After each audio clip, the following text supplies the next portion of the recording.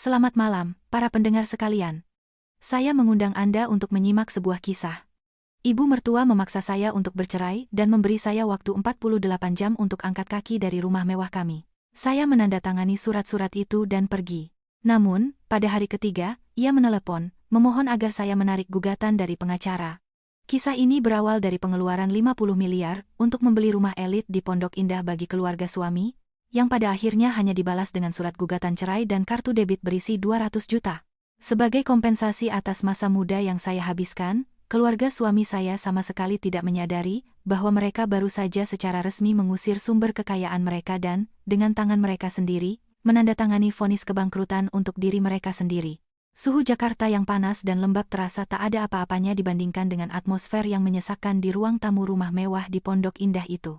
Saya duduk di sana dengan punggung tegak sempurna, meletakkan tangan dengan anggun di atas lutut, menatap orang-orang yang selama 5 tahun terakhir saya sebut sebagai keluarga. Di atas meja kopi dari kayu jati yang dipoles mengilap, tergeletak surat pernyataan cerai yang sudah ditandatangani sepihak, dan di sebelahnya, sebuah kartu debit berwarna hitam dilemparkan begitu saja dengan nada meremehkan. Ibu Ratih, ibu mertua saya, baru saja kembali dari salon kecantikan papan atas. Aroma parfumnya yang mahal dan menyengat tidak mampu menyembunyikan nada sinis dalam suaranya. Ia melemparkan kartu itu ke meja, dan bunyi plastik yang membentur kayu menggema di tengah keheningan yang mencekam. Di kartu ini ada uang 200 juta rupiah. Uang segitu cukup untukmu menyewa apartemen studio di pinggiran kota dan bertahan hidup selama beberapa tahun. Tanda tangani, dan enyah dari sini sekarang juga. 2 hari lagi, Karin akan pindah ke sini. Aku tidak mau rumah ini bau kemiskinanmu. Saya menatap kartu itu, lalu mengangkat mata ke arah wanita dengan riasan tebal tersebut.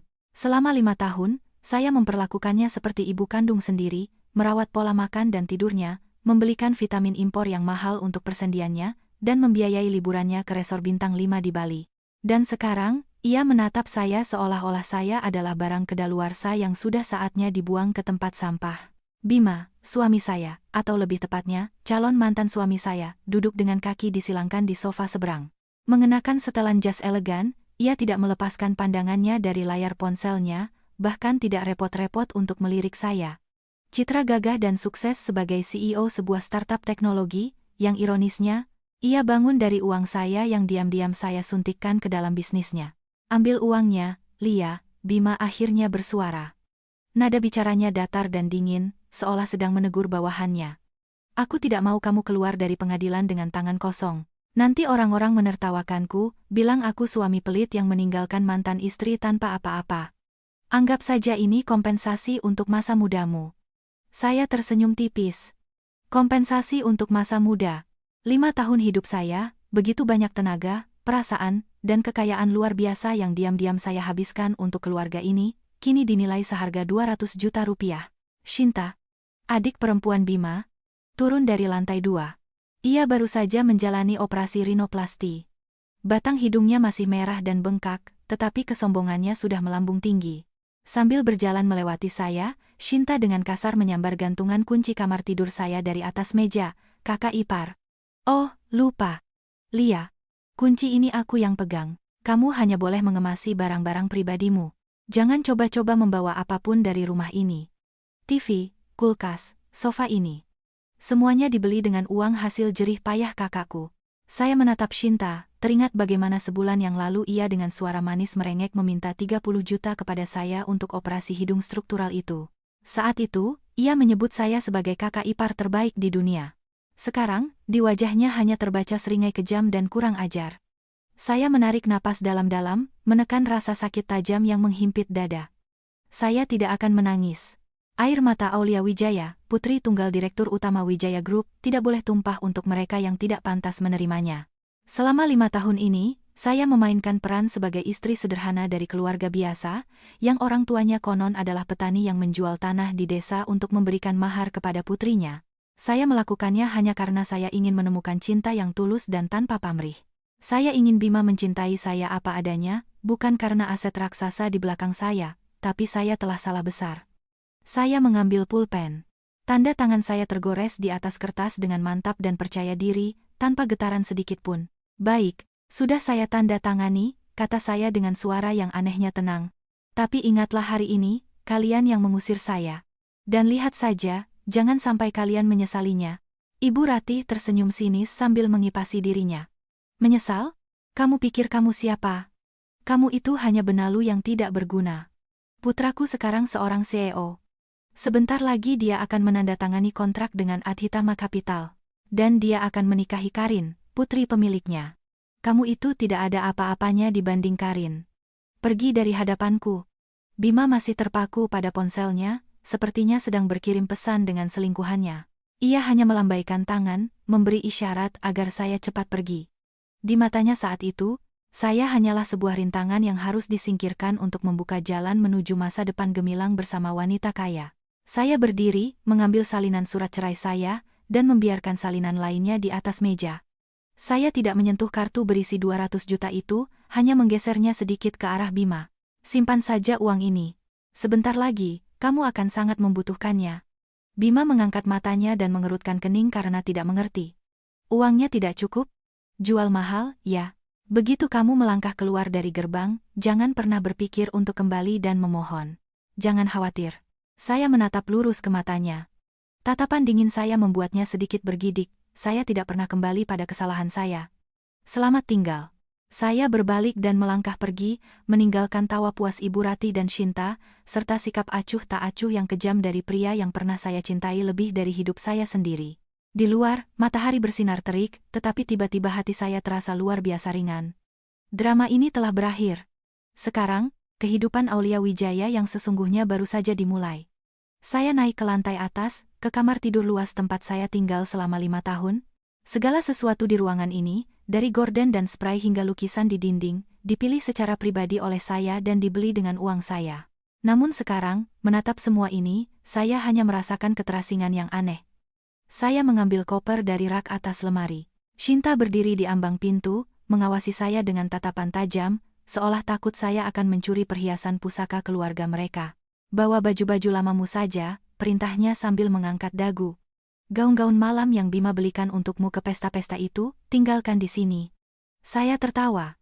Gaun-gaun itu dibeli Bima dengan kartu kredit tambahan, yang tagihannya setiap bulan saya yang melunasi, tapi saya tidak membantah. Saya hanya memasukkan beberapa pakaian rumah sederhana dan beberapa buku favorit ke dalam koper. Saya memandang sekeliling ruangan untuk terakhir kalinya. Kenangan membanjir, seperti adegan film dalam gerak lambat. Hari itu, ketika saya mengajak Bima melihat rumah ini, saya berbohong. Orang tuaku di desa menjual semua tanah mereka dan meminjamkan kita uang agar kita bisa mengambil KPR rumah ini. Aku sengaja mengurus semuanya atas namaku, tapi kita akan tinggal di sini seolah ini rumah kita sendiri. Saat itu Bima memeluk saya dengan mata berkaca-kaca, berjanji, aku akan bekerja siang dan malam untuk melunasi utang pada orang tuamu, agar kamu tidak kekurangan apapun. Kata-kata yang hanya tinggal angin lalu. Rumah seharga 50 miliar ini dibeli dengan uang dari dana perwalian yang dibuka orang tua saya untuk putri mereka sebagai bekal. Sertifikat hak milik atas nama Aulia Wijaya tersimpan aman di brankas bank. Dan salinan notaris yang pernah dilihat Bima hanyalah selembar kertas yang saya simpan di rumah agar ia merasa menjadi kepala keluarga. Bima tidak pernah bertanya, bagaimana seorang gadis dari desa bisa membayar tagihan-tagihan raksasa dan menopang gaya hidup mewah seluruh keluarganya, sementara perusahaannya selama 3 tahun pertama hanya menghasilkan kerugian. Ia menerima begitu saja, mengira saya pandai berhemat, atau yang lebih buruk, ia sama sekali tidak peduli. Dari mana datangnya uang? Selama di meja ada makanan lezat dan di lemari ada pakaian bermerek. Saya menutup koper. Suara resleting yang ditarik cepat seolah menjadi penutup. Saya mendorongnya ke arah pintu, dan Shinta segera memeriksa isinya. Melihat hanya ada barang-barang lama di dalamnya, ia mencibir dengan jijik. Kukira apa, cuma barang-barang murahan dari pasar. Saya tidak menjawab dan mendorong koper menuruni tangga. Saat melewati ruang tamu, saya mendengar Ibu Ratih sedang menelepon kerabatnya. Iya, sudah kuusir dia. Lega sekali rasanya. Sebentar lagi kita akan punya menantu baru, putri pemilik perusahaan raksasa. Nah, itu baru sepadan dengan Bima kita. Saya melangkah keluar ke halaman. Sinar matahari senja memantul di permukaan kolam ikan koi Jepang di depan rumah. Sekawanan ikan seharga ratusan juta rupiah itu juga merupakan hadiah dari saya untuk ulang tahun Bima yang lalu. Ia pernah berkata bahwa memelihara ikan menenangkan saraf dan membawa keberuntungan dalam bisnis. Saya mengeluarkan gantungan kunci cadangan rumah dari tas, yang selalu saya bawa. Saya berdiri sejenak, lalu dengan sekuat tenaga melemparkan kunci itu ke dalam kolam. Biur. Air menyiprat ke segala arah, ikan-ikan panik berhamburan. Gantungan kunci itu perlahan tenggelam ke dasar, membawa serta kebodohan dan kesetiaan buta saya. Saya melangkah keluar gerbang. Sebuah Toyota Alphard hitam dari layanan taksi premium sudah menunggu. Sopir dengan sigap keluar, membukakan pintu, dan membantu memasukkan koper. Ke SCBD, Treasury Tower, betul, Bu? Tanyanya sopan. Ya, Treasury Tower, jawab saya lembut. Mobil mulai bergerak. Saya tidak menoleh ke belakang, tetapi dari kaca spion saya melihat Ibu Ratih dan Shinta berdiri di teras, sibuk berdiskusi akan dicat warna apa gerbang rumah agar sesuai dengan Feng Shui untuk menantu baru. Mereka memimpikan kekayaan, tanpa menyadari bahwa mereka baru saja dengan tangan sendiri mengusir Dewi Keberuntungan dari rumah mereka. Selamat tinggal, Pondok Indah. Selamat tinggal, ilusi keluarga bahagia. Ketika saya kembali ke sini, saya tidak akan lagi menjadi istri penurut bernama Lia. Saya akan kembali sebagai Aulia Wijaya, pewaris kerajaan Wijaya Group, dan saya akan mengambil semua yang menjadi milik saya. Dengan bunganya. Mobil berhenti di lobi utama Treasury Tower. Saya keluar dan mendongak menatap gedung pencakar langit, simbol kemakmuran Jakarta. Berbeda dengan perempuan tertindas di rumah suaminya, kini saya berjalan dengan percaya diri, kepala terangkat tinggi, langsung menuju meja resepsionis. Selamat malam, Ibu Aulia. Apartemen Anda sudah siap. Resepsionis wanita itu membungkuk hormat dan menyerahkan kartu kunci elektronik. Ini adalah apartemen mewah yang saya sewa untuk jangka panjang sebagai tempat persembunyian rahasia ketika saya membutuhkan ruang pribadi, dan sekarang, tempat ini menjadi markas untuk serangan balik saya. Setelah naik ke unit saya melihat Reza sudah menunggu di ruang santai. Reza adalah pengacara terbaik dari firma hukum terkenal dan teman dekat saya sejak kuliah. Dia satu-satunya orang di luar keluarga yang tahu tentang identitas asli saya. Reza berdiri dan menatap saya dengan campuran simpati dan celaan. Selamat datang, Yang Mulia. Akhirnya kamu memutuskan untuk keluar dari sangkar emas itu. Sudah kubilang 5 tahun lalu, Bima Nugraha itu tidak sebanding dengan kuku jarimu. Saya tersenyum lelah dan duduk di sofa. Sudah, jangan menceramahiku. Cinta itu buta. Tapi sekarang mataku sudah terbuka. Kamu bawa dokumennya. Reza meletakkan map tebal di atas meja dan mendorongnya ke arah saya. Semua ada di sini. Seperti yang kamu minta, aku sudah melakukan audit penuh atas aliran dana. Ia membuka map dan menunjuk pada teks yang ditandai dengan stabilo. 2 miliar rupiah yang kamu transfer ke Bima 5 tahun lalu untuk menyelamatkan perusahaannya dari kebangkrutan. Di keterangan transfer, kamu menulis dengan sangat jelas. Setoran modal dasar. Ini adalah detail yang paling berharga. Saya mengangguk. Saya ingat hari itu. Bima berlutut sambil menangis karena tidak punya uang untuk membayar gaji karyawan, sementara para penagih utang sudah di depan mata. Saya menjual sebagian saham pribadi saya untuk memberinya 2 miliar. Namun, sebagai putri seorang pengusaha, saya tetap berhati-hati dan tidak memberikannya secara tunai, melainkan melakukan transfer bank dengan keterangan yang spesifik. Reza melanjutkan dengan antusias, mengingat kamu menyuntikkan 2 miliar saat modal dasar perusahaannya hanya 4 miliar, kamu secara otomatis menjadi pemilik sekitar 33% saham. Saat ini, berdasarkan penilaian pasar sebelum penandatanganan kontrak dengan Aditama Capital, perusahaannya bernilai sekitar 40 miliar rupiah. Artinya, 33% sahammu sekarang bernilai setidaknya 13 miliar. Selamat, Yang Mulia, kehati-hatianmu, sengaja atau tidak, telah terbayar lunas. Saya membolak-balik halaman, dan senyum di bibir saya menjadi semakin dingin. Saya ingin menarik modal. Saya ingin uang saya kembali beserta bunganya, dan saya mau rekening perusahaannya dibekukan segera. Reza mengangguk. Saya sudah menyiapkan permohonan sita jaminan ke pengadilan. Senin pagi saya akan ajukan, dan begitu hakim mengeluarkan penetapan, rekening perusahaan Bima akan diblokir. Dia tidak akan bisa menarik sepeser pun, bahkan untuk membeli barang. Bagaimana dengan rumah itu? Tanya saya. Berdasarkan data dari BPN, kamu adalah pemilik tunggal. Properti itu dibeli sebelum menikah. Bahkan jika selama menikah kamu mengatakan kepada mereka bahwa rumah itu masih KPR, secara hukum itu 100% milikmu. Dia dan keluarganya tinggal di propertimu secara ilegal. Kamu berhak mengusir mereka kapan saja. Saya menggelengkan kepala. Jangan terburu-buru. Biarkan mereka tinggal di sana beberapa hari lagi. Biarkan mereka menikmati kemewahan untuk terakhir kalinya, sebelum jatuh ke jurang. Pertama, aku harus menyerang keuangan Bima. Kontrak dengan Aditama Capital adalah pelampung penyelamat bagi bisnisnya, dan aku ingin menusuk pelampung itu. Reza menatap saya dengan rasa hormat yang tak terselubung. Ini baru putri sejati Tuan Wijaya. Menyerang tanpa menyisakan jalan untuk mundur. Bagus. Semua akan kita lakukan sesuai rencana. Senin ini akan menjadi hari yang tidak akan pernah dilupakan Bima Nugraha. Saya menuangkan 2 gelas anggur merah dan memberikan 1 kepada Reza. Untuk kebebasanku. Dan untuk kehancuran para pengkhianat. Terdengar denting kristal. Di balik jendela-jendela besar, Jakarta bersinar dengan gemerlap lampu. Dari ketinggian ini, semua yang di bawah tampak begitu kecil. Saya merasa seolah-olah sedang berdiri di puncak, memandang papan catur yang akan segera saya balikkan. Setelah Reza pergi, saya tinggal sendirian dengan laptop dan setumpuk tebal rekening koran dari bank. Ini adalah bukti kebodohan saya selama 5 tahun terakhir, tetapi sekarang ini menjadi senjata paling tajam saya. Saya membuka spreadsheet dan mulai memasukkan setiap item pengeluaran. Semakin banyak saya mengetik, semakin cepat jumlah totalnya membengkak, bahkan membuat saya sendiri ngeri. 15 Mei 2021. Transfer ke Ibu Ratih, 20 juta. Keterangan. Untuk Ibu liburan ke Labuan Bajo, 20 Mei 2021. Pelunasan kartu kredit Shinta. Pembelian tas Gucci. 25 juta. 10 Juni 2021. Transfer ke Bima. Keterangan. Bantuan biaya representasi. 50 juta. Uang mengalir seperti air.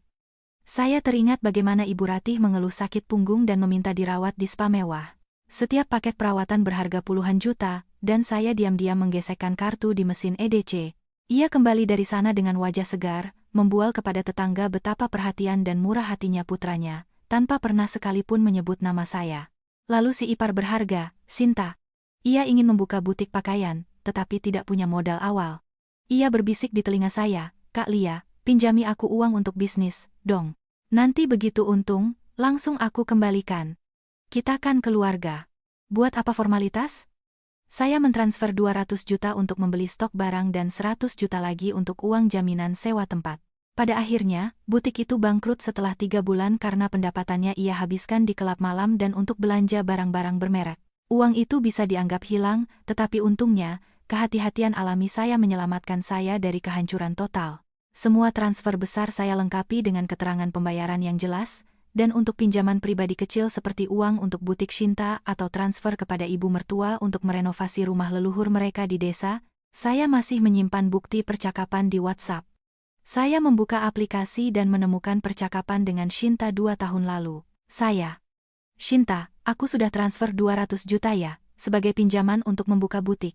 Shinta, iya, sudah masuk Kak. Makasih banyak ya, kakak ipar kesayangan. Aku janji bakal kerja keras, dan cepat-cepat kembalikan utangnya. Saya mengambil tangkapan layar. Kata pinjaman, kata kembalikan. Ini cukup untuk diakui di pengadilan sebagai pinjaman perdata. Bukan hadiah, bukan amal, melainkan utang. Setelah 3 jam bekerja, saya merangkum semuanya. Transfer untuk Ibu Ratih untuk liburan, spa, obat-obatan, dan renovasi rumah di desa, total 2 miliar. Uang yang diberikan kepada Shinta untuk butik, operasi plastik, dan belanja, total 1 miliar. Investasi di perusahaan Bima, 2 miliar ini sudah diurus Reza. Total, saya telah menghabiskan 5 miliar tunai untuk keluarga mereka. Dan ini belum termasuk biaya hidup sehari-hari dan makanan yang sepenuhnya saya tanggung. Utang 3 miliar dari ibu mertua dan adik ipar.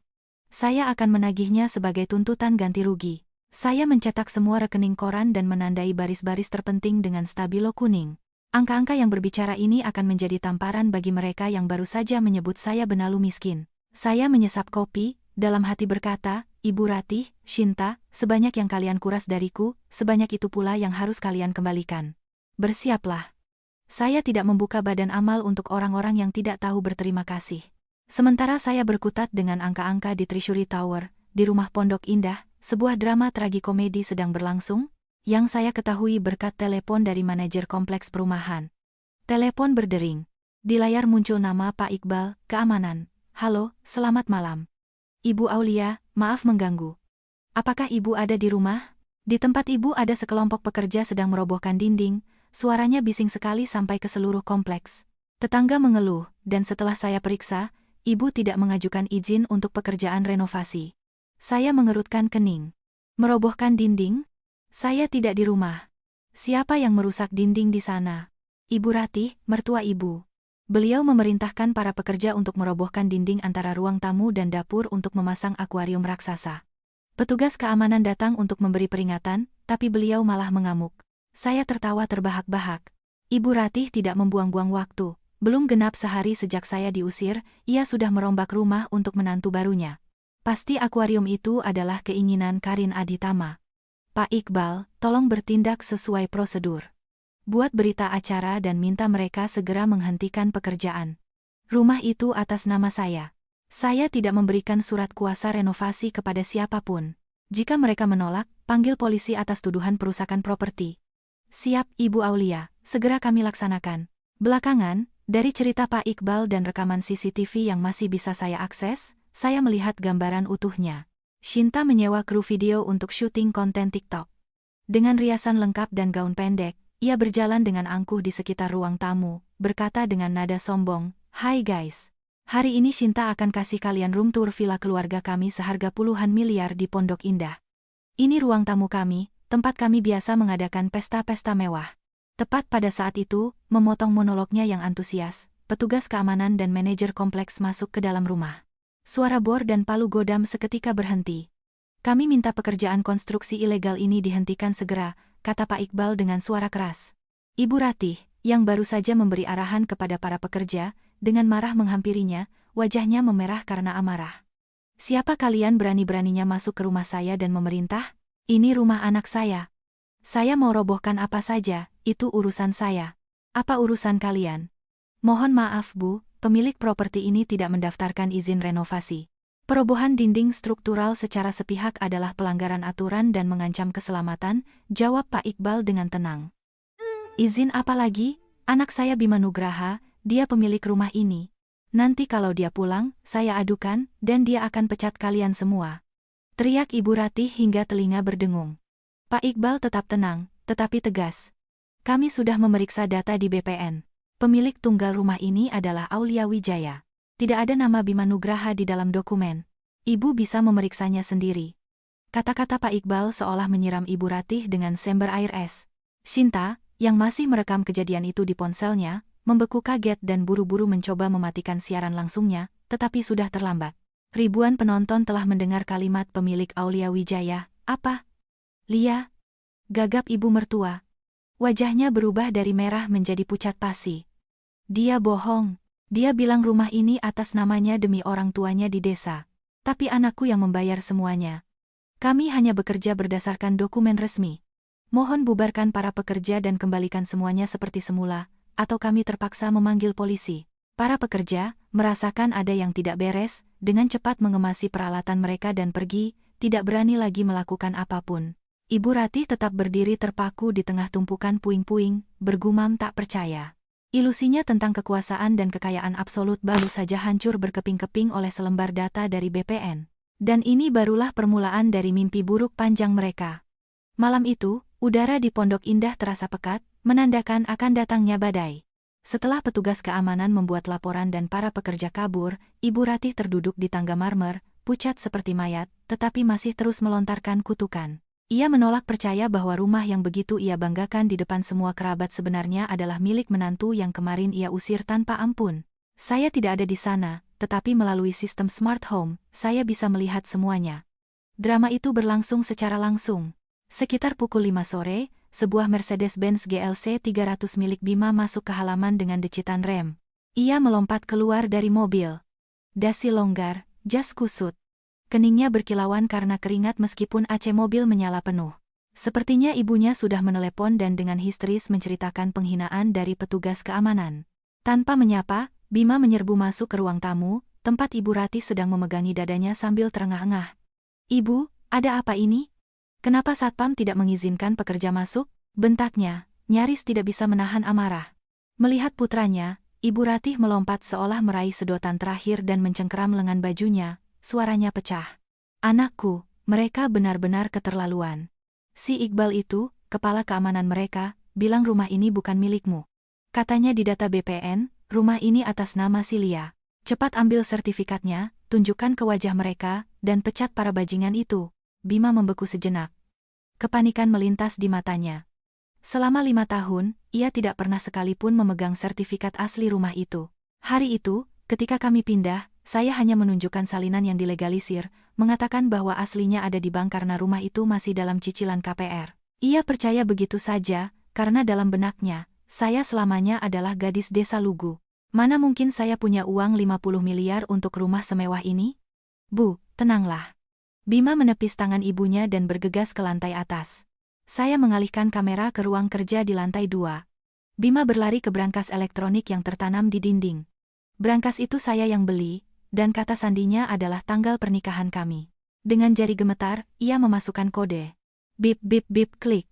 Pintu terbuka. Di dalamnya hampir kosong, hanya ada beberapa kontrak lama perusahaannya dan perhiasan emas yang dititipkan Ibu Ratih. Tidak ada dokumen berharga dengan hologram yang ia cari. Bima mengobrak-abrik semua rak, mengguncang setiap lembar kertas. Keringat sebesar biji jagung mengalir di wajahnya. Akhirnya, di bagian paling bawah, ia menemukan sebuah map tua.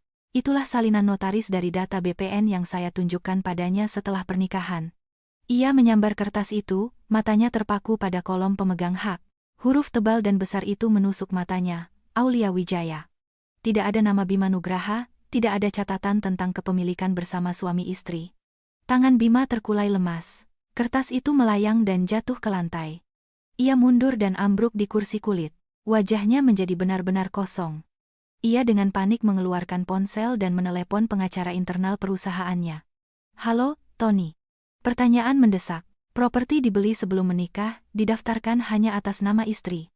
Tapi kalau suami setiap bulan memberikan uang untuk cicilan KPR, apakah itu dianggap harta gono gini? Suara Tony dari pengeras suara cukup keras hingga mikrofon kamera menangkap setiap kata.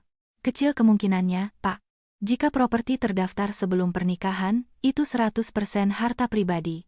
Untuk bisa menuntut sebagian, Bapak harus membuktikan bahwa transfer dari Bapak secara spesifik digunakan untuk melunasi pokok utang, dan harus ada perjanjian tertulis untuk mengakui properti itu sebagai milik bersama. Kalau Bapak hanya memberi uang untuk biaya hidup atau tagihan, itu sia-sia. Hukumnya sudah jelas. Bima memutuskan panggilan. Tangannya gemetar begitu hebat hingga ia nyaris menjatuhkan ponsel. Ia teringat bagaimana selama ini gajinya lebih banyak dihabiskan untuk barang-barang bermerek untuk dirinya sendiri, untuk ganti mobil, dan hanya sesekali memberi saya beberapa juta untuk belanja bulanan. Uang receh itu, dibandingkan dengan rumah seharga 50 miliar, hanyalah setetes air di lautan. Terlebih lagi, saya tidak pernah memintanya menandatangani surat-surat perbankan apapun. Bima mengerti segalanya. Saya telah menipunya habis-habisan. Ini adalah penipuan jenius selama 5 tahun. Atau lebih tepatnya, ia menipu dirinya sendiri dengan keangkuhan dan sikap meremehkan terhadap istrinya. Di lantai bawah, Shinta masih berteriak, menyiram bensin ke api. Bu, jangan khawatir. Pasti Silia itu memalsukan dokumen. Bima kita kan jenius. Dialah yang menghasilkan uang untuk rumah ini. Bima perlahan menuruni tangga. Langkah-langkahnya terasa berat. Ia menatap ibu dan adiknya. Di matanya tidak ada lagi kesombongan yang sama seperti saat ia melemparkan kartu berisi 200 juta ke arah saya pagi itu. Yang ada hanyalah ketakutan yang pekat dan mutlak. Diam. Kalian berdua. Bentak Bima dengan suara serak, membuat Shinta terlonyak dan terdiam. Rumah ini memang miliknya. Apa? Pekik Ibu Ratih sambil memegangi jantungnya, matanya melotot. Apa maksudmu? Jadi selama ini kita tinggal di sini menumpang? Kalau dia mengusir kita akan jadi gelandangan. Bima memijat pelipisnya, suaranya penuh kelelahan. Ibu, jangan panik. Dia tidak akan berani mengusir kita. Bagaimanapun, kita sudah menikah 5 tahun. Aku akan bicara dengannya. Dia hanya sedang emosi. Nanti juga tenang dan kita bisa selesaikan. Saya mematikan siaran langsung di ponsel saya dan tersenyum kecut. Emosi? Betapa naifnya kamu, Bima Nugraha. Ini bukan amarah sesaat, ini adalah pembalasan. Dan ini baru saja dimulai. Akhir pekan berlalu dalam keheningan yang mencekam dari pihak keluarga Bima. Mereka tidak berani menelepon saya, sepertinya sedang menyusun rencana perdamaian. Tapi saya tidak peduli. Hari Minggu saya habiskan untuk diri sendiri, beristirahat, pergi ke spa mahal, dan mempersiapkan mental untuk serangan pamungkas yang dijadwalkan pada Senin pagi. Senin pagi. Langit Jakarta tertutup awan kelabu, menandakan hujan lebat akan segera turun. Di kantor perusahaan teknologi Bima di BSD City, suasana terasa tegang. Hari ini adalah tenggat waktu untuk mentransfer 3 miliar kepada mitra mereka di Shenzhen, Tiongkok, untuk pengiriman komponen mikrochip yang sangat penting. Chip ini adalah inti untuk produksi perangkat pintar dalam proyek bersama Adhitama Capital. Jika chip tidak datang tepat waktu, lini produksi akan berhenti, jadwal akan molor, dan kontrak dengan keluarga Adhitama terancam batal. Tepat pukul 09.00, Bima masuk ke ruangannya dengan penampilan percaya diri seperti biasa. Meskipun sedang dilanda krisis keluarga, ia sangat yakin bahwa bisnisnya tidak tersentuh. Ia memanggil kepala akuntan. Bu Eli, segera siapkan pembayaran 3 miliar ke mitra kita di Tiongkok. Kurs yuan hari ini bagus. Lakukan transfernya lebih awal agar mereka bisa mengirim barang dengan penerbangan malam ini. Bu Eli, seorang wanita parubaya yang cekatan, mengangguk. Baik, Pak Bima. Segera saya proses. Di rekening perusahaan ada saldo 4 miliar. Jumlahnya lebih dari cukup. 5 menit kemudian, pintu diketuk dengan panik. Bu Eli masuk ke ruangan, pucat pasi, dengan tangan gemetar meletakkan tablet di meja Bima. Pak, gawat. Pembayarannya tidak bisa diproses. Bima mengerutkan kening, mengalihkan pandangan dari kertas-kertasnya. Kenapa tidak bisa? Aplikasi banknya error. Ini bukan masalah teknis, Pak. Rekeningnya diblokir. Saya baru saja menelepon bagian korporat bank. Mereka bilang ada surat penetapan dari Pengadilan Negeri Jakarta Selatan tentang pembekuan rekening. Apa? Bima melompat kaget. Kursi kulitnya terdorong ke belakang dan menabrak lemari dengan suara keras. Dibekukan? Atas dasar apa? Bank memberitahu bahwa ini adalah sita jaminan atas gugatan sengketa korporat antar pendiri. Gugatan diajukan oleh seorang warga negara bernama Aulia Wijaya. Nama Aulia Wijaya terdengar seperti vonis mati di ruangan yang dingin itu. Bima membeku, menopang tubuhnya dengan kedua tangan di atas meja. Buku-buku jarinya memutih. Ia tidak menyangka saya akan menyerang secepat dan sekejam ini. Pembekuan rekening berarti kelumpuhan total. Gaji karyawan, pajak, sewa kantor, pembayaran ke pemasok. Semuanya dibekukan. Untuk startup yang sedang berkembang seperti milik Bima, dana operasional adalah darah. Jika darah berhenti mengalir, organ akan mati. Telepon meja Bima berdering tanpa henti. Pihak Tiongkok menelepon. Dengan tangan gemetar, Bima mengangkat gagang telepon. Di seberang sana, terdengar suara tajam Tuan Li. Tuan Nugraha, uangnya belum masuk ke rekening kami. Ada antrean panjang untuk batch chip ini. Jika dalam 1 jam kami tidak menerima pembayaran, saya akan memberikan barang ini ke pembeli lain. Anda bekerja sangat tidak profesional. Tuan Li, mohon tenang. Kami ada sedikit masalah teknis dengan bank. Beri saya waktu, setidaknya sampai sore. Bima mencoba menjaga suaranya tetap tenang, tetapi kemeja di punggungnya sudah basah oleh keringat. Tidak ada sore. Bisnis adalah bisnis. Anda punya waktu 1 jam. Terdengar nada putus. Bima membanting gagang telepon dan ambruk di kursinya. 3 miliar bukanlah uang yang luar biasa besar bagi perusahaan raksasa. Tetapi pada detik itu, jumlah tersebut menjadi tembok yang tidak bisa ditembus, memisahkannya dari kelangsungan hidup. Ia dengan panik meraih ponselnya, hendak menelepon saya, tetapi berhenti. Harga diri seorang pria, yang kemarin masih membuatnya tega mengusir istrinya, menghalanginya untuk begitu cepat merendahkan diri dan memohon. Ia menekan nomor Ibu Ratih. Ibu, kumpulkan semua uang tunai yang ada. Aku butuh pinjaman 3 miliar sekarang juga, mendesak. Di seberang sana, ibu mertua tergagap. Nak, dari mana ibu punya uang sebanyak itu? Semuanya sudah ibu masukkan ke deposito berjangka 3 tahun. Kalau ditarik, bunganya hangus. Lagi pula, ibu tidak punya 3 miliar. Uang yang kamu berikan untuk renovasi rumah sudah ibu transfer ke kontraktor sebagai uang muka material. Bima dengan putus asa mematikan telepon. Ia tiba-tiba sadar bahwa semua orang di sekitarnya ibu, adik hanya bisa menghabiskan uang, tetapi tidak ada yang bisa menyimpannya. Dan satu-satunya orang yang selalu memiliki dana darurat, yang menyelesaikan semua masalahnya selama 5 tahun, adalah istri yang baru saja ia caci maki. Di balik jendela panorama, hujan deras turun, menyembunyikan siluet gedung-gedung di Jakarta. Hari Senin kelabu Bima Nugraha telah resmi dimulai. Sementara Bima panik dalam krisis keuangan di kantornya, Ibu Ratih dan Shinta di rumah Pondok Indah juga menerima hadiah khusus dari saya. Pukul 10.00 pagi, seorang kurir dari firma hukum Reza Partners tiba di gerbang. Pria berjas rapi itu menekan bel dengan gigih. Ibu Ratih, yang sedang duduk murung di ruang tamu, bergegas ke gerbang. Melihat orang asing, ia mengerutkan kening. Anda siapa? Sales filter air? Kami tidak butuh apa-apa. Kurir itu tersenyum sopan dan mengeluarkan 2 amplop tebal dengan stempel merah menyala dari map kulitnya. Selamat pagi. Saya kurir yang mengantarkan somasi resmi untuk Ibu Ratih dan Nona Shinta. Mohon tanda tangan sebagai bukti penerimaan. Mendengar kata somasi, ibu mertua tersentak. Dengan tangan gemetar, ia menandatangani dan segera merobek amplopnya. Di dalamnya terdapat dokumen hukum yang disusun dengan sempurna. Dengan hormat, bertindak atas nama klien kami, Aulia Wijaya, kami menuntut pelunasan utang Anda sebesar 2 miliar. Jumlah ini diberikan kepada Anda sebagai pinjaman selama periode 2021-2025 untuk kebutuhan pribadi liburan, perawatan, renovasi properti. Bukti berupa rekening koran dan tangkapan layar percakapan WhatsApp yang telah dilegalisir terlampir. Batas waktu pelunasan adalah 30 hari. Apabila tidak dilunasi dalam jangka waktu tersebut, kami akan mengajukan gugatan ke pengadilan. Mata Ibu Ratih berkunang-kunang, kakinya lemas. Ia berteriak memanggil seisi rumah. Shinta, Shinta, cepat kemari. Menantu ular itu menagih utang padaku. Ya Tuhan, kenapa jadi begini? Shinta saat itu sedang berada di butiknya di pusat perbelanjaan, di mana ia juga baru saja menerima surat tuntutan untuk mengembalikan 1 miliar. Dengan panik, ia bergegas pulang dengan taksi. Masuk ke dalam rumah, pucat seperti kain, ia berteriak, "Ibu, dia menuntut 1 miliar dariku." Dia menghitung semuanya, uang operasi hidung, uang belanja barang. Dia mencetak pesan-pesanku yang isinya pinjam.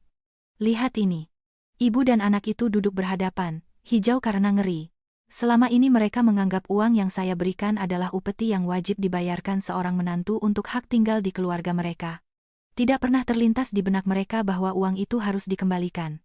Dan yang pasti, mereka tidak menyangka saya akan dengan cermat mengumpulkan bukti. Dia menipu kita. Ibu Ratih memukul meja dengan kepalan tangannya. Kita kan satu keluarga. Saling memberi uang itu biasa. Pengadilan dan utang apa lagi? Aku tidak akan bayar sepeser pun. Coba saja dia ambil. Shinta, yang sedikit lebih paham realitas, berkata dengan suara gemetar, "Bu, ini serius." Kata pinjam di percakapan itu sudah cukup jadi bukti. Pengacara mengirim surat resmi, artinya mereka sudah siap. Kalau sampai ke pengadilan, kita pasti kalah. Dan dengan jumlah sebesar ini, kalau kita tidak bayar, petugas sita akan datang dan menyita aset kita. Aset apa lagi? Aku tidak punya apa-apa. Pekik ibu mertua. Rumah di desa? Dan 2 bidang tanah yang atas namamu itu? Kalau dia menang, pengadilan akan menyita tanah ibu dan melelangnya untuk melunasi utang. Mendengar kemungkinan kehilangan tanah kelahirannya, Ibu Ratih seolah tersambar petir. Itu adalah kebanggaannya, properti untuk masa tua yang ia kumpulkan seumur hidup. Ketakutan yang sesungguhnya mencengkeram hatinya.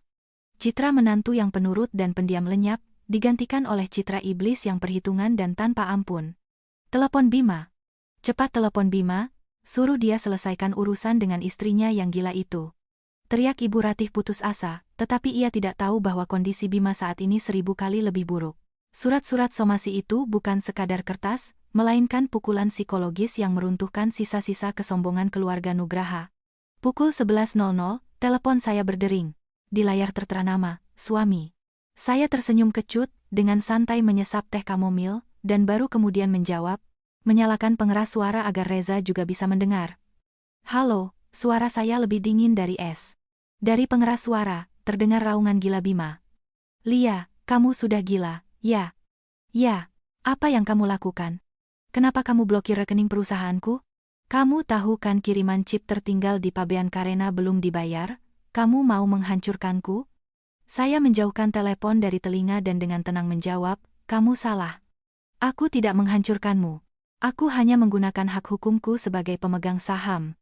2 miliar yang kuberikan padamu 5 tahun lalu, di keterangan transfernya tertulis, setoran modal dasar.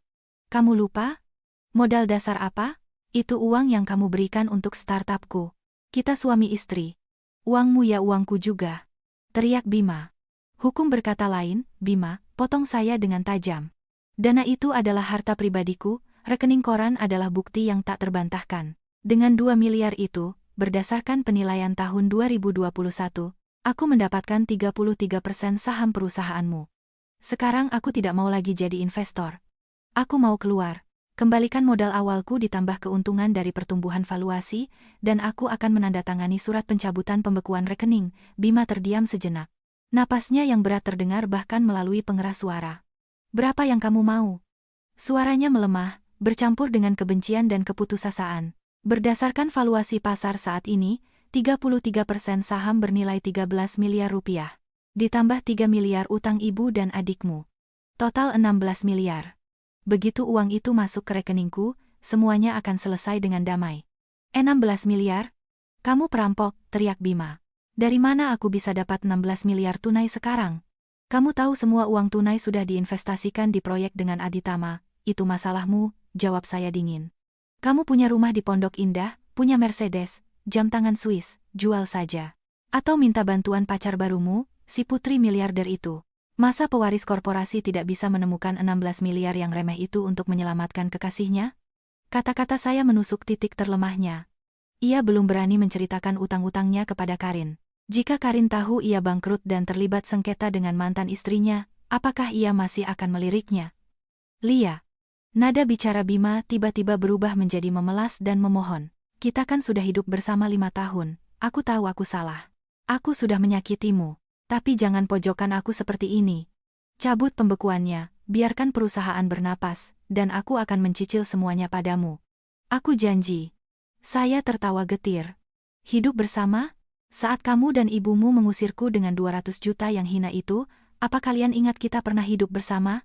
Saat kamu tidur dengan Karin, apa kamu ingat istrimu yang menjual sahamnya untuk menyelamatkan bisnismu? Hentikan sandiwara ini, Bima. Aku bukan lagi gadis naif yang dulu.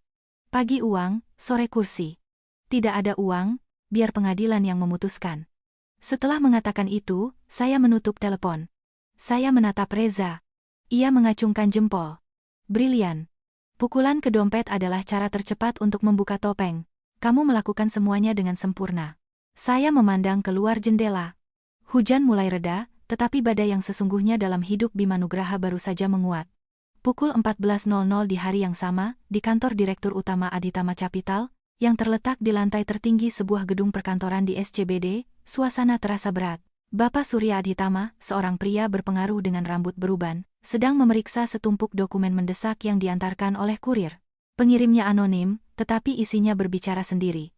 Itu adalah berkas lengkap tentang perusahaan Cipta Inovasi Digital, profil pribadi Bima Nugraha, dan kondisi keuangannya. Salinan penetapan Pengadilan Negeri tentang pembekuan rekening, rincian utang keluarganya kepada Aulia Wijaya. Dan yang terpenting, salinan akta nikah Bima dan Aulia, yang secara hukum masih berlaku. Gugatan cerai belum diproses oleh pengadilan, yang berarti secara formal Bima masih beristri. Bapak Surya Adhitama membanting map itu ke meja dengan keras, wajahnya memerah karena marah. Ia menekan tombol interkom. Panggil direktur proyek ke ruangan saya. Cepat. Dan panggil Karin juga. 15 menit kemudian, Karin masuk ke ruangan sambil cemberut. Ayah, ada apa sih? Aku kan lagi belanja. Ayahnya melemparkan map itu ke arahnya. Buka matamu dan lihat calon suamimu yang berharga itu. Dia masih punya istri, dan istrinya, Aulia Wijaya, adalah putri tunggal Wijaya dari Wijaya Group. Kamu sadar tidak, kamu masuk ke sarang apa? Karin membaca sekilas dokumen-dokumen itu, dan wajahnya berubah kaget. Apa? Bima bilang istrinya itu orang desa, Benalu. Apa hubungannya dengan keluarga Wijaya? Dia menipumu. Dia menipu kita semua, gemuruh Bapak Surya. Perusahaannya dibekukan, utangnya menumpuk. Dan si kurang ajar ini berani datang ke sini meminta kontrak ratusan miliar. Kalau aku sudah tanda tangan, lalu besok asetnya dilelang, tahu tidak kerugian kita sebesar apa? Lebih dari itu, jadi bahan tertawaan seJakarta karena merusak pernikahan Putri Wijaya? Mau ditaruh di mana mukaku? Saat itu, sekretaris melapor melalui interkom bahwa Bima Nugraha sedang menunggu di lobi dan meminta audiensi mendesak dengan Direktur Utama untuk menjelaskan keterlambatan pembayaran. Suruh dia masuk, bentak Bapak Surya. Bima masuk ke ruangan, wajahnya kuyu dengan senyum yang dipaksakan. Bapak Surya, Karin, saya mohon maaf atas insiden pagi ini dengan transfer, diam. Potong Bapak Surya dengan nada keras. Saya tidak mau mendengar dongengmu. Mulai detik ini, kontrak antara Aditama Capital dan Cipta Inovasi Digital resmi dibatalkan. Alasannya, penyembunyian status keuangan dan hukum yang sebenarnya oleh mitra. Bima tertegun. Bapak Surya, saya mohon, beri saya satu kesempatan. Kesempatan apa lagi? Sesuai perjanjian, kamu telah melanggar jaminan finansial. Kamu harus membayar denda 2 kali lipat. Uang muka 1 miliar yang saya transfer minggu lalu sekarang menjadi utang 2 miliar. Saya beri waktu 3 hari. Kalau tidak dikembalikan, pengacaraku akan menghabisimu. Bima dengan panik menoleh ke Karin. Karin, tolong bicara pada ayahmu, belain aku. Karin mundur, menatapnya dengan campuran jijik dan takut. Setelah mengetahui identitas asli saya, ketakutannya pada kekuasaan keluarga Wijaya seketika mengalahkan cinta butanya. Pergi. Jangan libatkan aku dalam masalah kotormu. Kamu sudah punya istri, dan penipu pula. Aku tidak mau berurusan denganmu. Kata penipu menjadi paku terakhir di peti mati ambisi Bima. Dengan terhuyung-huyung, ia keluar dari kantor Bapak Surya. Tangannya terkulai lemas. Kontrak emas hilang. Utang denda 2 miliar. Rekening dibekukan. Utang kepada istri. Pintu menuju masa depan cerah tertutup di depan hidungnya. Keras dan tanpa ampun. Keluar dari gedung Atitama Capital dengan perasaan hancur total, Bima tidak berani pulang. Ia berjalan tanpa tujuan di jalanan sekitar Senopati, tidak menyadari hujan deras Jakarta telah membasahi setelan mahalnya. Tapi nasib buruknya tidak berhenti di situ. Di kalangan atas dan komunitas teknologi, rumor menyebar lebih cepat dari kilat. Malam itu, saat saya dan Reza makan malam di sebuah restoran mewah dengan pemandangan kota, pengacara itu dengan senyum licik menyodorkan tabletnya kepada saya. Di layar, terbuka sebuah akun gosip populer di media sosial dengan jutaan pengikut, yang khusus membahas skandal kalangan elit. Judulnya berteriak, miliarder palsu dari Pondok Indah yusir istri dengan pesangon 200 juta demi selingkuhan, tapi karma datang seketika. Di bawah unggahan itu, terpampang bukti-bukti yang tak terbantahkan. Foto rekening koran selama 5 tahun, di mana nama saya disamarkan, tetapi jumlah miliaran rupiah dan keterangan transfernya terlihat jelas. Foto-foto yang diambil oleh salah satu asisten rumah tangga, bagaimana Ibu Ratih melemparkan kartu debit hitam ke meja jati. Dan sebagai puncaknya, foto sertifikat hak milik rumah atas nama Aulia Wijaya. Serta akta nikah, internet meledak. Hanya dalam 1 jam, unggahan itu mendapat ratusan ribu penayangan dan dibagikan ulang. Komentator menghujat keluarga Nugraha. Ya ampun, hidup dari uang istri, tapi lagaknya kayak raja. Laki-laki macam ini harusnya dilarang berkembang biak, bunyi komentar yang paling banyak disukai. Ibu dan adiknya juga sama saja. Menguras darah menantu, operasi hidung dan kespa pakai uangnya, terus masih menyebutnya miskin. Manusia macam apa ini?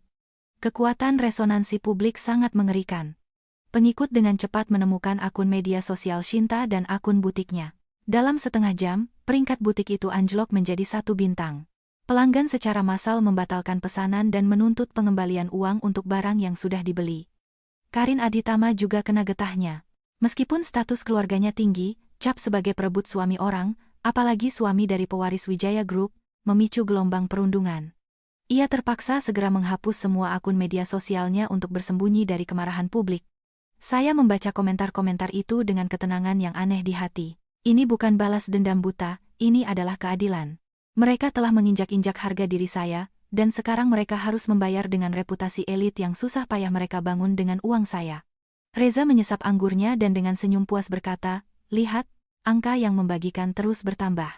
Bima hancur total di kalangan bisnis. Tidak ada investor yang akan memberikan sepeser pun kepada perusahaan yang direkturnya seperti itu dengan rekening dibekukan. Saya menatap kegelapan malam Jakarta, memikirkan apa yang menanti mereka. Ini barulah awal dari kehancuran mereka. Ketika topeng kesuksesan palsu itu benar-benar terkoyak, mereka tidak hanya akan menghadapi kemiskinan, tetapi juga penghinaan dari semua orang. Keesokan paginya, bencana merembet dari dunia maya ke dunia nyata. Di depan pintu butik Shinta di sebuah mal mewah, sejak pagi sudah menunggu pemilik tempat bersama 2 petugas keamanan bertubuh besar. Shinta baru saja tiba. Wajahnya bengkak karena menangis semalaman, ketika pemilik tempat menyerahkan surat pemutusan kontrak. Nona Shinta, singkat saja. Anda telah melanggar klausul kontrak tentang menjaga reputasi bisnis. Aktivitas Anda menimbulkan kemarahan massal. Kerumunan orang yang tidak puas di depan pintu merusak citra pusat perbelanjaan saya. Saya mengambil kembali tempat ini. Anda punya waktu 24 jam untuk mengeluarkan barang-barang Anda. Shinta dengan panik meraung dengan suara serak, bagaimana bisa? Saya sudah membayar uang jaminan untuk 6 bulan. Anda memojokkan saya. Saya baru saja memasukkan stok barang senilai ratusan juta kemarin. Mau saya bawa kemana semua ini? Pemilik tempat dengan dingin berbalik. Uang jaminan akan saya tahan sebagai kompensasi atas kerusakan reputasi dan tagihan listrik yang belum dibayar. Jika ada sisa, akan saya transfer. Salahkan diri Anda sendiri, seharusnya hiduplah dengan benar. Sementara Shinta menangis di atas tumpukan barang bermerek yang tidak lagi diinginkan siapapun, di sebuah rumah sakit swasta, Ibu Ratih menghadapi masalahnya sendiri. Lonjakan tekanan darah setelah berita kemarin membuatnya mengalami krisis hipertensi. Ambulans membawanya ke rumah sakit elit. Pihak administrasi rumah sakit meminta deposit sebesar 50 juta untuk pemeriksaan MRI dan kamar rawat VIP. Bima yang panik berlari ke kasir dan mengeluarkan kartu kredit tambahan yang pernah saya berikan untuk pengeluaran keluarga. "Maaf, Pak, kartu ini sudah diblokir oleh pemilik utama," jawab kasir dengan sopan. Bima memucat dan mengeluarkan kartu korporat perusahaannya. Terminal berbunyi, menampilkan penolakan. Rekening masih dibekukan oleh pengadilan negeri. CEO yang terbiasa membayar tagihan apapun tanpa melihat, kini berdiri terpaku, tidak memiliki bahkan 50 juta untuk menyelamatkan ibunya. Pasien di sekitarnya mulai berbisik-bisik, mengenali dirinya sebagai tokoh utama skandal di media sosial kemarin. Terbakar oleh penghinaan, Bima dengan panik menelepon teman-temannya mereka yang dulu mengerubunginya dengan harapan mendapatkan kontrak yang menguntungkan. Tapi sebagai jawaban, ia hanya mendengar nada sambung yang panjang atau alasan sopan seperti, "Maaf, bro, lagi bokek." Pada akhirnya, ia terpaksa mengambil pinjaman online dari rentenir dengan bunga selangit, hanya untuk membayar kamar rumah sakit. Masuk ke kamar dan melihat ibunya yang menua dan kelelahan, Bima untuk pertama kalinya merasakan secara fisik napas dingin kebangkrutan yang merayap mendekat. Semua kekayaan ini ternyata adalah rumah kartu, dan badai bernama Aulia Wijaya telah meratakannya dengan tanah. Sementara itu, kehebohan di dunia maya tidak mereda. Orang-orang mulai menggali lebih dalam, mencoba mencari tahu siapa sebenarnya istri yang terbuang itu. Identitas Aulia Wijaya terungkap, dan ketika nama Wijaya Group muncul, Jakarta terhenyak. Ternyata, gadis yang dihina sebagai pengemis oleh mertua dan iparnya, adalah pewaris tunggal salah satu keluarga paling kuat di industri properti Indonesia. Aset keluarga kami tidak dihitung dalam miliaran, tetapi triliunan rupiah. Dan proyek kami tersebar dari Jakarta hingga Bali. Ke dalam kamar VIP rumah sakit, Shinta menyerbu masuk sambil menggoyangkan ponselnya. "Ibu, ibu, lihat. Kita tamat, Bu." Ibu Ratih dengan lemah membuka matanya. "Kenapa kamu teriak-teriak seperti kesurupan? Kepalaku sudah pusing." Shinta menyodorkan layar ponsel ke wajah ibunya. "Lia, Bu, dia bukan dari desa. Ayahnya, Tuan Wijaya, konglomerat, pemilik Wijaya Group, dan rumah kita di Pondok Indah yang 50 miliar itu cuma sebagian kecil dari hartanya." Ibu Ratih dengan cepat duduk di tempat tidur, begitu cepat hingga ia lupa akan krisisnya. Ia merebut ponsel dari tangan putrinya, dan mulai membaca artikel itu. Di sana, terpampang foto lama ayah saya, berdiri di samping saya di sebuah acara amal. Dalam foto itu, saya tampak mempesona dan mewah sama sekali tidak ada hubungannya dengan tikus rumahan berbaju daster yang biasa dilihat keluarga Nugraha. Ibu mertua menjatuhkan ponsel ke selimut. Tangannya tak sengaja menyenggol gelas jus jeruk, menumpahkannya hingga genangan oranye menyebar di lantai. Ia tiba-tiba menyadari betapa mengerikan dan fatal kesalahan yang telah ia buat. Ia dengan tangannya sendiri telah mengusir sumber emas murni dari rumahnya, seseorang yang bisa mengangkat seluruh keturunan mereka, dan menukarnya dengan gadis kosong seperti Karin. Kenapa dia bilang orang tuanya menjual kebun di desa? Gagap Ibu Ratih dalam keadaan syok. Dia sedang menguji Bima. Raung Shinta. Dan Bima malah selingkuh.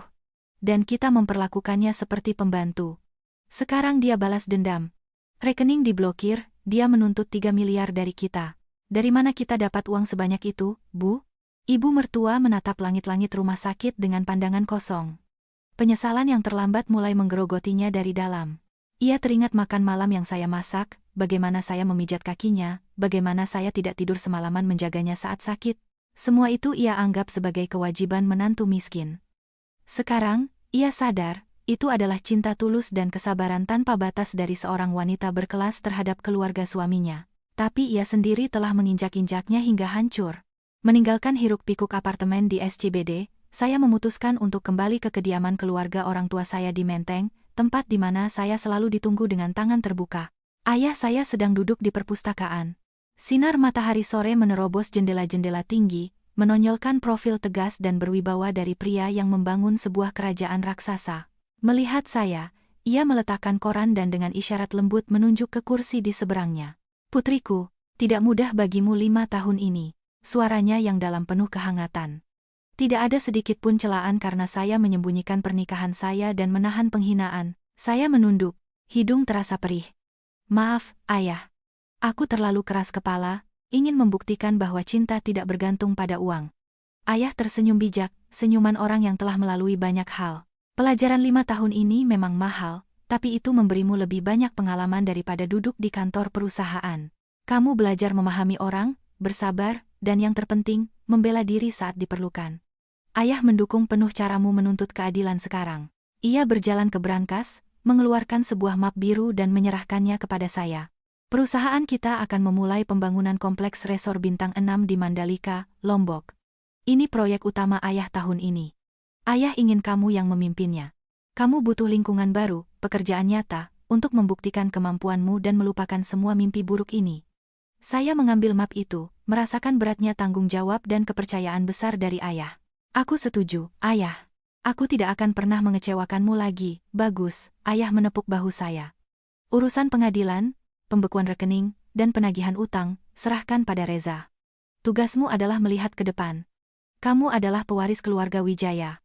Hiduplah dengan cara yang pantas untuk nama keluarga itu. Saya keluar dari ruang kerja Ayah dengan tekad yang bulat. Masa lalu sebagai istri penurut telah berakhir. Mulai hari ini, Aulia Wijaya kembali ke dunia bisnis besar kuat, bangga, dan tak terkalahkan. Seminggu setelah skandal itu, Bima berada di jalan buntu. Cipta inovasi digital secara efektif berhenti beroperasi. Rekening dibekukan. Karyawan mengundurkan diri karena gaji tidak dibayar. Keluarga Aditama memutuskan semua kontak dan mengancam akan menuntut pidana penipuan jika ia mencoba mendekati Karin. Malam itu, Jakarta kembali diguyur hujan lebat. Saya baru saja menyelesaikan rapat larut malam dengan para arsitek untuk proyek di Mandalika, di apartemen saya di Treasury Tower. Saat turun ke lobi untuk masuk ke mobil, saya membeku. Di bawah kanopi pintu masuk, sesosok tubuh yang familiar meringkuk. Itu Bima. Tidak ada lagi jejak kemewahannya. Kemeja kusut, rambut acak-acakan, sepatu Italia mahal yang dulu ia banggakan kini berlumuran lumpur.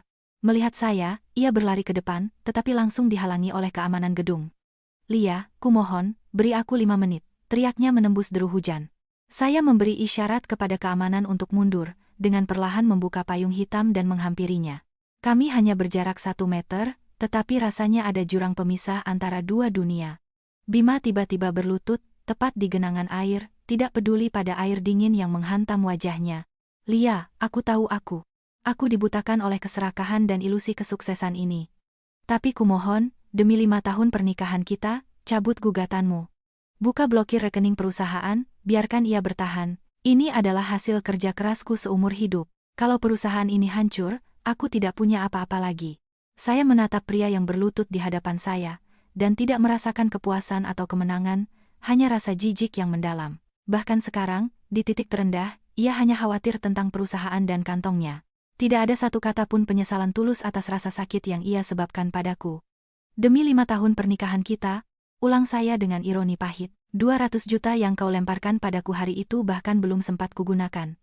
Kamu mau aku mencabut pembekuan? Mudah. Kembalikan 13 miliar untuk sahamku di perusahaan dan 3 miliar utang ibu dan adikmu, total 16 miliar. Begitu uangnya masuk, aku akan tanda tangan. Bima mengangkat wajahnya yang merah dan bengkak ke arahku. Dari mana aku dapat 16 miliar, Lia? Rumah itu atas namamu, mobil masih kredit, rekening dibekukan. Apa kau ingin menghancurkanku sepenuhnya? Saya berbalik, berlindung di bawah payung, dan berjalan menuju Rolls-Royce yang menunggu. Kamu sendiri yang memilih jalanmu. Aku tidak memaksamu. Bersyukurlah aku belum menghitung bunganya selama 5 tahun ini. Dan jangan pernah berani datang memohon padaku lagi. Percuma. Mobil melaju dengan mulus, meninggalkan Bima berlutut di bawah hujan dingin Jakarta. Saya memejamkan mata, berjanji pada diri sendiri bahwa ini adalah kali terakhir pria itu muncul dalam hidup saya. Pengadilan yang akan datang akan menjadi titik akhir dari semua utang, baik finansial maupun moral. 3 minggu kemudian, di Pengadilan Negeri Jakarta Selatan, sidang gugatan perdata untuk penyitaan aset dan pengembalian dana antara saya dan keluarga Nugraha dimulai. Pagi itu cerah. Langit tak berawan, sama seperti suasana hati saya, jernih dan tegas.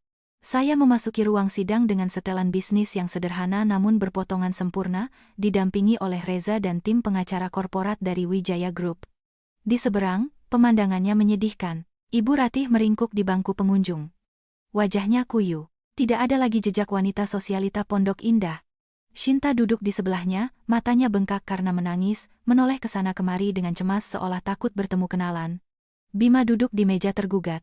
Jasnya menggantung di tubuhnya seolah digantungan, begitu kurus ia karena stres. Hakim memulai sidang dengan memeriksa identitas para pihak. Ketika pengacara Bima diberi kesempatan berbicara, ia mencoba memainkan emosi untuk menutupi penipuan finansial. Yang mulia, klien saya dan penggugat terikat dalam perkawinan yang sah selama 5 tahun. Selama periode itu, penggugat secara sukarela memberikan dana untuk anggaran keluarga. Jumlah yang ditransfer kepada Ibu Ratih dan Nona Shinta adalah dana untuk biaya hidup sehari-hari dan hadiah kekerabatan. Tidak ada perjanjian pinjaman resmi yang dibuat. Oleh karena itu, tuntutan pengembaliannya tidak memiliki dasar hukum. Ibu Ratih mengangguk-angguk dari barisan belakang. Bima menatapku dengan harapan hatiku akan luluh, tapi aku hanya tersenyum tipis dan mengangguk pada Reza. Reza dengan tenang berdiri, membuka tas kerjanya, dan menyerahkan map tebal kepada hakim. Yang mulia, kami memiliki bukti tak terbantahkan yang mematahkan argumen tergugat. Pertama, mengenai 2 miliar rupiah yang ditransfer ke rekening PT Cipta Inovasi Digital. Ini adalah salinan bukti transfer bank dari tahun 2021. Keterangan pembayaran berbunyi, setoran modal dasar. Ini adalah hubungan investasi, bukan pemberian. Menurut penilaian independen, saham ini sekarang setara dengan 13 miliar rupiah. Reza berhenti sejenak dan mengeluarkan sebuah flash disk. Kedua, mengenai 3 miliar rupiah yang diterima oleh Ibu Ratih dan Nona Shinta. Kami menyajikan rekaman suara dan tangkapan layar percakapan WhatsApp yang telah dilegalisir. Dalam rekaman, Ibu Ratih dengan jelas mengatakan, "Pinjami ibu dulu untuk renovasi, nanti kalau Bima sudah ada uang, dia yang ganti." Dan Nona Shinta menulis, "Pinjam 200 juta untuk butik, janji balikin dalam 2 tahun. Ini adalah bukti langsung adanya kewajiban utang." Di ruang sidang, melalui pengeras suara, terdengar suara manis ibu mertua dan rengekan manja Shinta dari 2 tahun lalu. Suara gumaman menyebar di seluruh ruangan. Ibu Ratih menunduk, mencengkeram ujung roknya hingga sakit. Shinta menangis terseduh-seduh karena malu. Bima dengan suara serak mencoba menyelamatkan situasi. "Lia, kenapa kamu tega? Itu ibuku, adikku. Apa uang lebih penting dari keluarga?" Aku menatap lurus ke matanya dan berkata dengan suara keras dan jelas, "Kamu benar, Bima. Uang tidak lebih penting dari keluarga. Tapi saat kamu mengusirku dengan 200 juta dan menyebutku miskin, kamu sendiri yang memutuskan semua ikatan keluarga kita. Hukum ada untuk melindungi keadilan. Dan hari ini, aku di sini untuk itu." Pengacara Bima tidak berdaya melawan bukti-bukti sekuat baja yang dikumpulkan selama bertahun-tahun. Semua upaya mereka untuk mengubah utang menjadi hadiah hancur berkeping-keping. Setelah 2 jam persidangan, hakim membacakan putusan.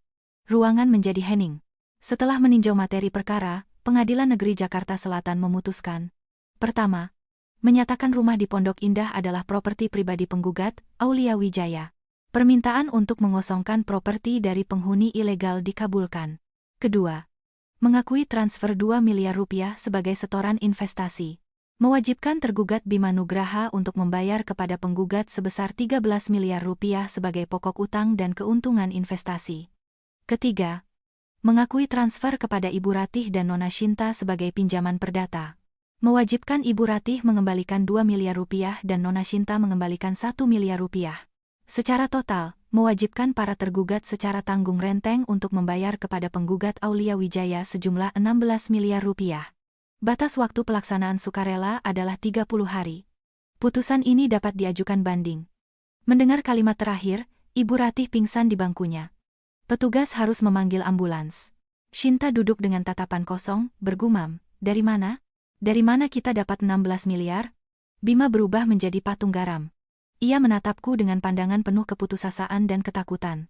Angka 16 miliar adalah vonis mati. Bahkan dengan menjual segalanya dan menguras rekening perusahaan yang dibekukan, ia tidak akan bisa mengumpulkan 1/5 dari jumlah itu dalam sebulan.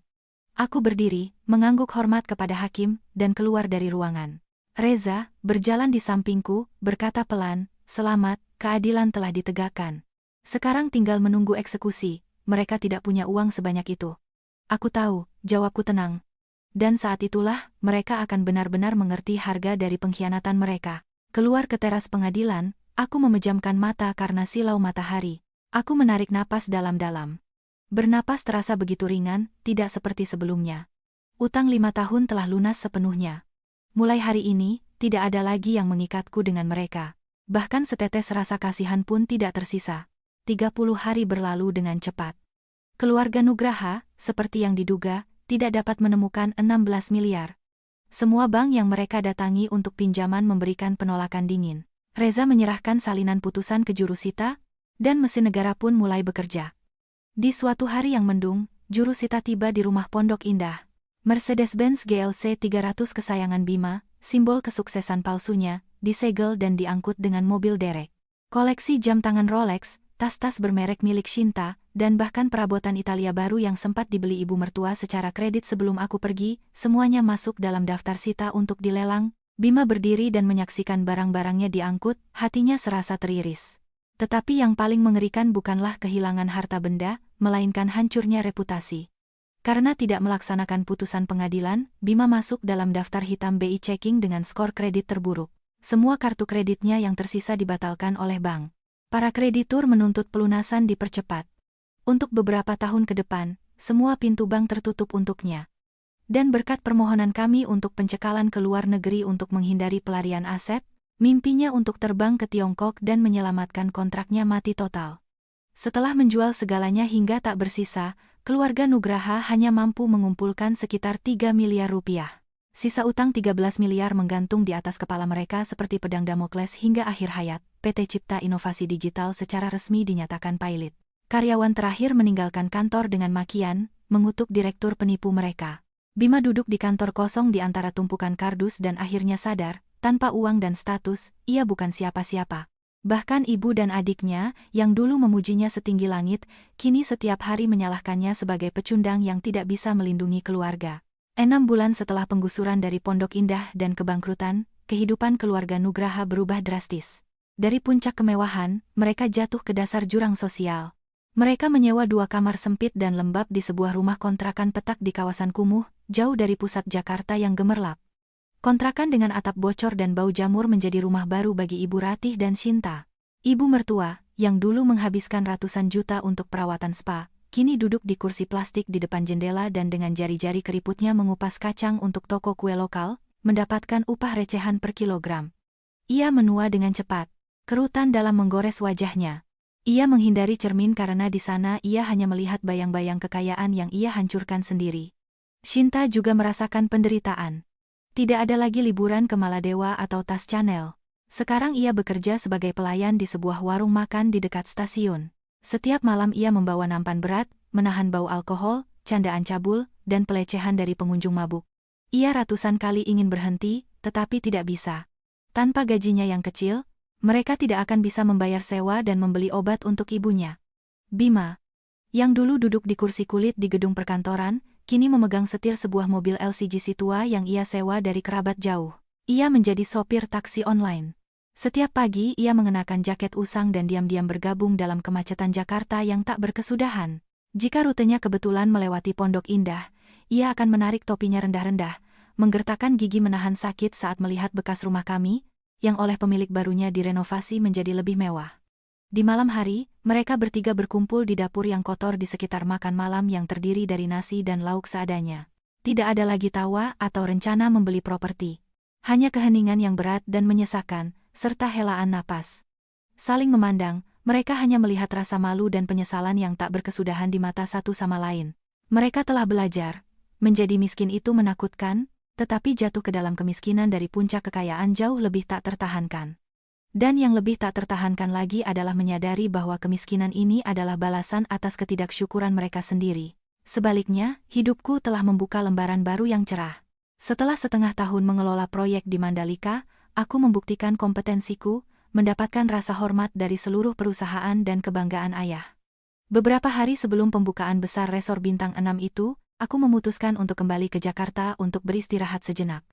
Suatu sore, aku berdiri di dek kapal pesiar pribadi keluarga kami, yang perlahan membelah perairan Teluk Jakarta, menikmati matahari terbenam. Di sampingku berdiri Victor, mitra kunci proyek Mandalika dan pria yang mendukungku selama berbulan-bulan ini. Victor tidak tertarik pada status keluargaku. Ia menghargai kecerdasanku, ketegasanku, dan keberanianku mengatasi pengkhianatan. Sedang memikirkan apa? Tanyanya lembut. Suaranya yang dalam terdengar hangat dan menenangkan di tengah deru angin laut. Tentang masa lalu, Aku tersenyum, menatap cakrawala yang memerah. Rumah di Pondok Indah sudah kujual. Aku tidak mau menyimpan apapun yang menghubungkanku dengan hari-hari itu. Sebagian uang hasil penjualanku berikan ke yayasan beasiswa untuk mahasiswa berprestasi dari daerah. Biarlah uang itu berguna untuk kebaikan. Aku merogoh saku mantel dan mengeluarkan cincin kawin lamaku. Kenangan terakhir dari pernikahan 5 tahunku. Aku menatapnya selama beberapa detik, lalu dengan gerakan cepat melemparkannya ke perairan gelap Teluk Jakarta. Cincin emas kecil itu berbunyi cebur, membuat riak di air, dan selamanya menghilang ke dalam kedalaman. Semuanya sudah berakhir, kataku, merasakan kebebasan mutlak memenuhi jiwaku. Masa lalu telah tenggelam di dasar laut. Sekarang, aku hanya menatap masa depan. Victor menggenggam tanganku, telapak tangannya kuat dan dapat diandalkan. Masa depanmu akan gemilang, dan aku berharap bisa menempuh jalan itu bersamamu. Matahari terbenam mewarnai permukaan air dengan warna keemasan. Aku bersandar di bahu Victor dan tersenyum bahagia. Aku telah melewati badai untuk memahami harga dari ketenangan sejati. Melewati pengkhianatan untuk belajar menghargai ketulusan. Hidup akan selalu menempatkan segalanya pada tempatnya. Jika kita hidup selaras dengan nurani dan tidak menyerah, hari esok pasti akan cerah. Kisah Aulia Wijaya tidak berakhir dengan balas dendam buta dan berdarah, melainkan dengan kelahiran kembali yang kuat dari abu kepercayaan yang telah diinjak-injak. Dan ini adalah akhir yang paling tepat, paling bahagia bagi seorang wanita yang tahu nilainya.